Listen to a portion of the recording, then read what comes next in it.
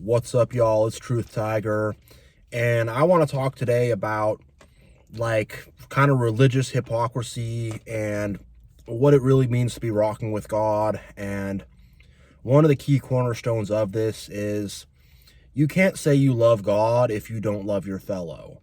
I think it's John 4:20, 1 John 4:20 says, anyone who says he loves God but hates his brother is a liar. I think it says that. I think in another place in First John, it also says that anyone who hates a brother or sister is considered like a murderer. That's the Bible really says. Like, if you hate your brother, your sister, your neighbor, your fellow, whatever, and you're gonna go around and say you're all religious and say you love God or whatever, like, that's a total joke. That doesn't mean anything. You'd be far better off being an atheist who does not believe in God, who is decent to people around them and loves their fellow. You'd be far, far better off within the eyes of God. People who don't do love and kindness to others, who don't carry love and kindness in their heart, who don't try to be understanding, compassionate, empathetic, whatever, who don't try to do all that, no, because God is the God of love. And if you're not acting in a way of love and you're not being kind to others, you're not doing it, and even try to be kind to your enemies, I think that's what Jesus says, love your enemy too. And he essentially says that that's the way to be perfect. If you want to be perfect, it's not about following all the rituals perfectly. It's not about, praying perfectly. It's not about abstaining from sin perfectly. It's about loving your enemy. And that's a hard thing to do. I got some enemies and I don't have a lot of love for them. I'm not going to say I'm some perfect guy who always loves everybody or whatever, but I really try. And the thing is, when I've been convicted by God, he showed me that the worst of all my sins is anger toward a fellow. He showed me by far the worst of all my sins is anger toward a fellow. By as far, far worse than anything, far worse than any bad habits, any lust, any whatever, smoking, drinking, he says, like, way worse than any of that. Way worse than being lazy, way worse than any of that, God's convicted in my heart that's the worst thing you can do, is to be hateful toward each other. And, that's the only thing that's going to really change this world and make this world better is if we all start loving one another and we all start treating each other better and we all start being more compassionate, more understanding, less selfish, like, for real. If we don't start loving one another, I don't know how long this world's going to last, if we don't start treating each other better, I don't know how long this world's going to last, And the thing is organized religion has this whole thing where, you follow these rituals and you donate this money and you go to this thing and you follow with all this stuff and you don't think for yourself. And, people in organized religion are very angry and cold and are very judgmental and controlling and domineering. And they have a very, kind of scared, shaken up attitude toward life where they're never doing enough and they're never good enough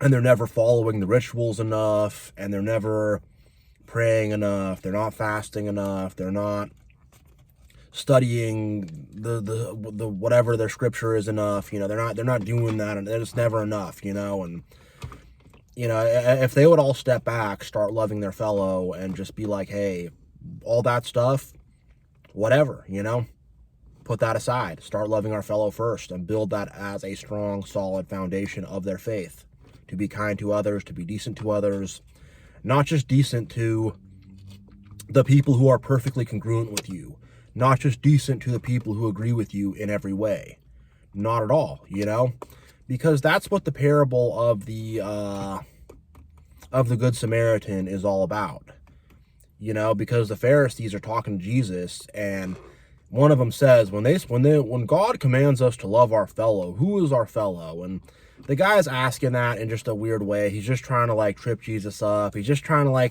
ask. He's just trying to be a weird lawyer and ask that question. He's asking that question in bad faith, And then Jesus tells him the parable of the Good Samaritan, where a man is walking down the road. He's traveling and he gets robbed and beaten, and he gets whatever, all his possessions stolen, thrown in a ditch, beaten up. And then a Levite, who would have been a high-ranking member of society, who would have been part of more of the priestly kind of class, walks past him, doesn't look over, And then a Kohen, which is even more of a priest. A Kohen would be a direct descendant of Aaron. A Kohen sees him and walks on the other side of the road. So these people who are highfalutin and high-ranking in society turn up their nose at this. And then a Samaritan, which would have been seen more as lower ranking. I mean, a Samaritan would have kind of been like a sister people to the Israelites. You would have had Samaria kind of off to the side. It would have been the same with kind of like Edom and stuff like that. So you have these Samaritans, and they're kind of looked at as sort of not as legit, kind of less. You could kind of equate a Samaritan to maybe someone who is maybe more lower class or something like that, And then a Samaritan sees him and takes him to the inn, bandages him up, makes sure he's well, gives him some money to be on his way, and does all the right things. And then Jesus says, who was his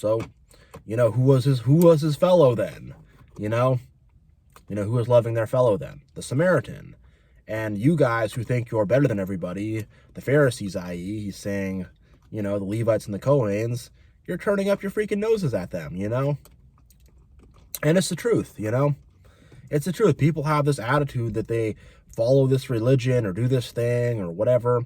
And some people, it's not even a religion. A lot of people, it's ideology, like political ideology. A lot of people have an ideology where they kind of believe in science like a religion, and science kind of goes outside of the electromagnetic spectrum and atoms and, the things we can measure and things we can observe and prove, and goes to weird theories that are unproven. And then they kind of take those theories as a sort of religious thing when those theories are not provable or observable. They're just kind of a what if.